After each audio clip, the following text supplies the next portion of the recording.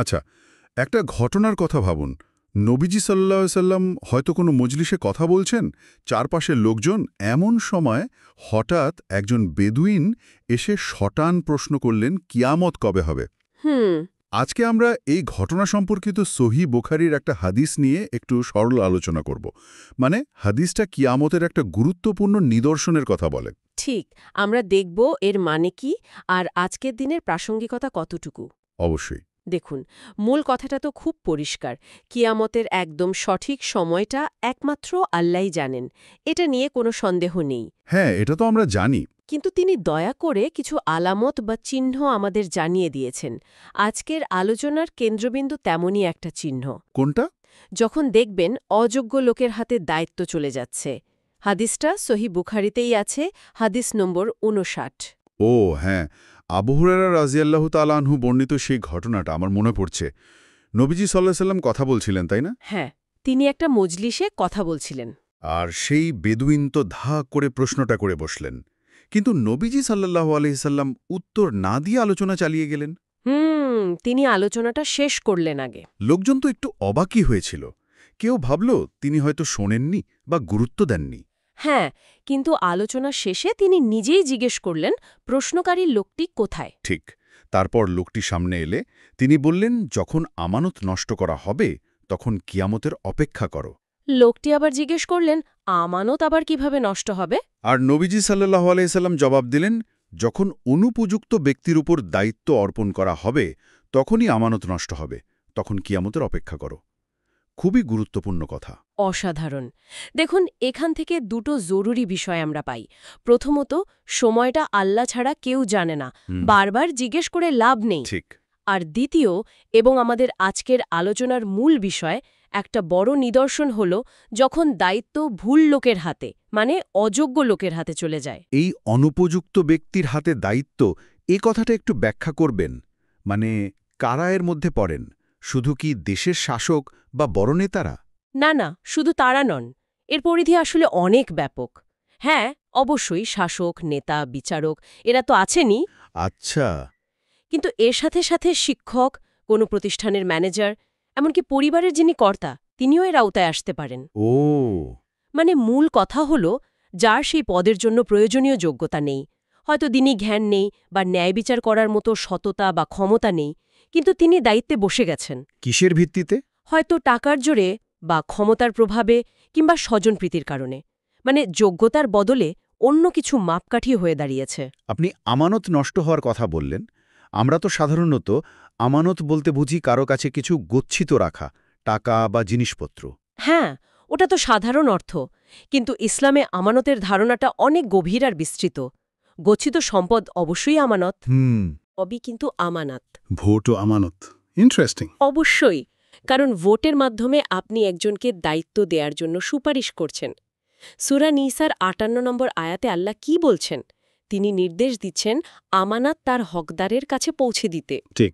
অন্য একটা হাদিসে, সম্ভবত তিরমিজির, সেখানেও এমন লক্ষণ বলা হয়েছে যে যখন সমাজে দেখবেন অযোগ্য লোকদের সম্মান করা হচ্ছে, মাথায় তুলে নাচা হচ্ছে, আর যারা যোগ্য, জ্ঞানী, সৎ, তারা অবহেলিত, কোণঠাসা, সেটাও কিয়ামতের লক্ষণ। তার মানে অযোগ্য কাউকে কোনো দায়িত্ব দেওয়াটা আসলে এক ধরনের খেয়ানত, মানে আমানতের খেয়ানত।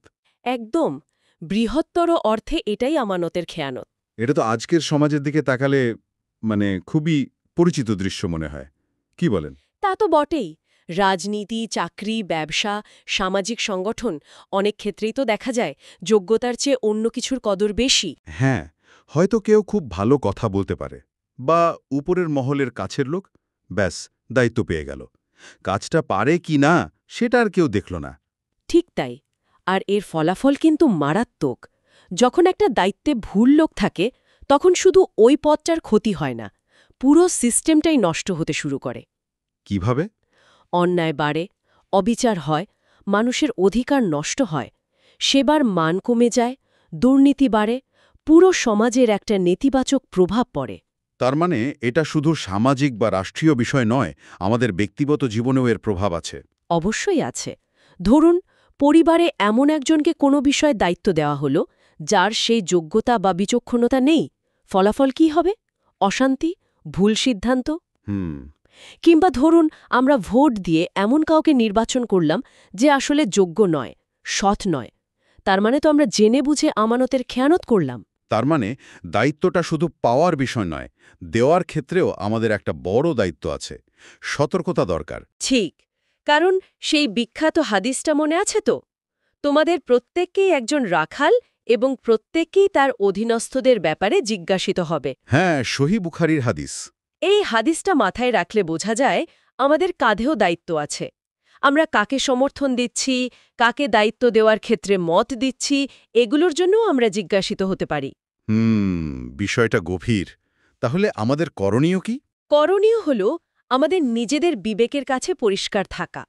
যখনই কাউকে কোনো দায়িত্ব দেওয়ার সুযোগ আসবে, সেটা ভোট হোক, কর্মক্ষেত্রে সুপারিশ হোক বা সামাজিক কোনো নির্বাচন, তখন যোগ্যতা, সততা আর আমানতদারি এই বিষয়গুলোকে প্রাধান্য দেওয়া। আর নিজেদের ক্ষেত্রে?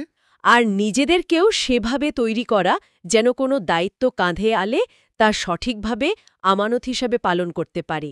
নিজের যোগ্যতা বাড়ানো, সততা বজায় রাখা। তাহলে পুরো আলোচনার সারমর্ম যদি করি, তাহলে অযোগ্য লোকের হাতে ক্ষমতা বা দায়িত্ব চলে যাওয়া এটা শুধু একটা সামাজিক বা প্রশাসনিক সমস্যা নয়, বরং এটা কিয়ামতের একটা গুরুত্বপূর্ণ নিদর্শন।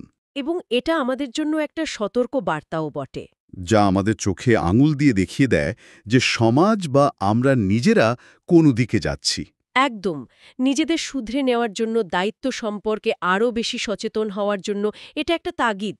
আচ্ছা, সবশেষে একটা ভাবনা মাথায় আসছে।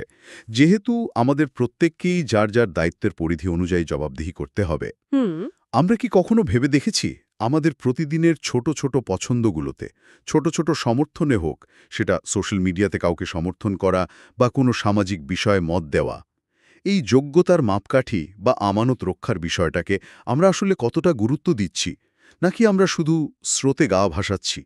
এটা মনে হয় আমাদের সবার একটু গভীরভাবে ভাবা প্রয়োজন। খুবই গুরুত্বপূর্ণ প্রশ্ন। এটা নিয়ে আসলেই আমাদের ভাবা উচিত।